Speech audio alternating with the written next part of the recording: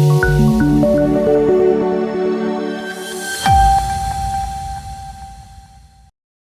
શહેરમાંથી વધુ એક વખત એમડી ડ્રગ્સ ઝડપાયો.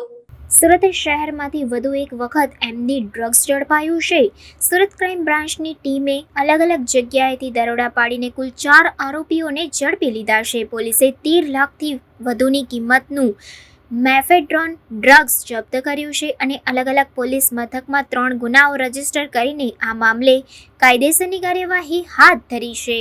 સુરત શહેરમાં સુરત નો ડ્રગ ઇન સુરત સિટી અન્વયે સુરત પોલીસ દ્વારા સતત ડ્રગ વિરોધી માફિયાઓ વિરુદ્ધ સતત કાર્યવાહી કરવામાં આવી રહી છે. ગયા લાસ્ટ વીકમાં 23 જૂનના રોજ સુરત ક્રાઇમ દ્વારા એક જ દિવસમાં 5 કેસ કરવામાં આવ્યા હતા, જેમાં રેલવે સ્ટેશનથી 250 ગ્રામ 253 ગ્રામ જેટલું પકડ્યા પછી અલગ અલગ 5 રેડો કરવામાં આવી હતી, જેમાં 350 ગ્રામ જેટલું પકડવામાં આવ્યું હતું અને 7 આરોપીની ધરપકડ કરવામાં આવી હતી. જેમાં અઠવા પોલીસ સ્ટેશનમાં 2 ગુના, રાંદેર પોલીસ સ્ટેશનમાં 1, પાલમાં 1 અને ડીસીપી પોલીસ સ્ટેશનમાં 1 ગુનો દાખલ કરી અને 7 આરોપીની ધરપકડ કરવામાં આવી હતી. આ કેસમાં ફર્ધર સુરત ક્રાઇમ બ્રાન્ચ દ્વારા 2 લોકોની ધરપકડ વધુ કરવામાં આવી હતી અને અલગ અલગ પોલીસ સ્ટેશનોને સોંપવામાં આવ્યા હતા. અને ડ્રગ માફિયાઓ વિરુદ્ધ સતત સુરત ક્રાઇમ બ્રાન્ચ દ્વારા પ્રયત્ન કરવામાં આવી રહ્યા હતા. એમાં ગઈકાલે ફરીથી સુરત શહેર ક્રાઇમ બ્રાન્ચને 3 કેસ કરવામાં સફળતા મળી છે. સૌપ્રથમ રાંદેર વિસ્તારમાં ઋષભ 4 રસ્તાથી અડાજણ પાટિયા તરફ જઈએ છીએ, ત્યાં આઈઓસીના પેટ્રોલ પંપ પાસે અશરફ અલી સૈયદને પકડવામાં આવ્યા હતા, જેની પાસેથી 23થી 24 ગ્રામ જેટલું એમડી મળી આવ્યું હતું. અને આની પૂછપરછમાં રાંદેરનો રહેવાસી છે અને એના ઘરેથી વધુ ફર્ધર રેડમાં સર્ચ દરમિયાન એના ઘરેથી 7 ગ્રામ જેટલું 7થી 8 ગ્રામ મળ્યું. એમ ટોટલ એની પાસેથી 32 ગ્રામ જેટલો મુદ્દામાલ 3,20,000નો કબજે કરવામાં આવ્યો હતો, જે પીઆઈ કેઆઈ મોદી અને એમની ટીમ દ્વારા કરવામાં આવ્યું હતું.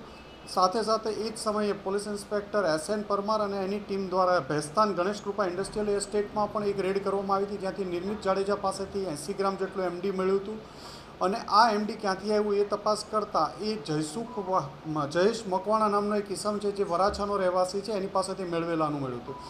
એની તપાસ કરતાં પીઆઈ જેએનએન ગોસ્વામી અને એની ટીમ દ્વારા એક બગમેન ઉપરથી જયેશ મકવાણાને પકડી પાડવામાં આવ્યો હતો અને એની પાસેથી ફર્ધર 23 ગ્રામ જેટલું એમડીનું મળી આવ્યું હતું, જે બાબતે કાપોદ્રા પોલીસ સ્ટેશન ગુનો દાખલ કરવામાં આવ્યો હતો.